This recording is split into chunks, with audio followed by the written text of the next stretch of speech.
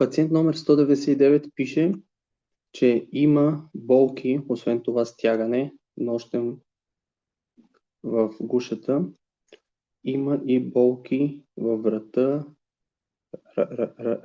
раменете, горната част на гърба, между лопатките. Тези болки доста често са свързани с храносмилането.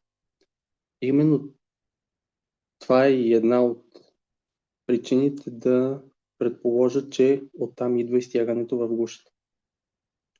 Те са свързани с този стрес, за който ти казах.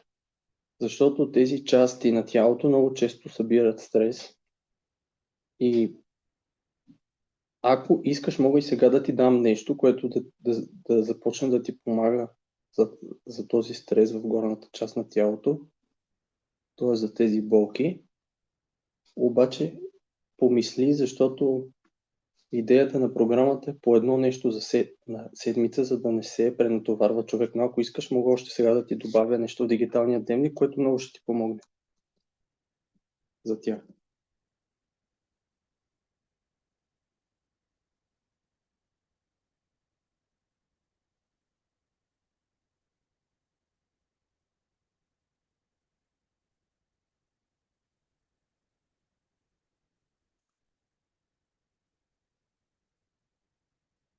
Поред мен ще е най-добре да започнеш с светлина, защото е най-лесно.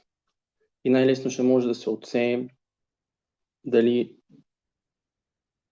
това, което ти се дава, което се избира като начална терапия, дали дава ефект.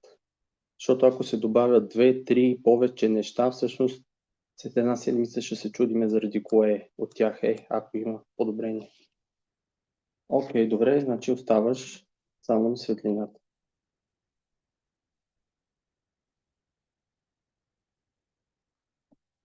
Пациент номер 201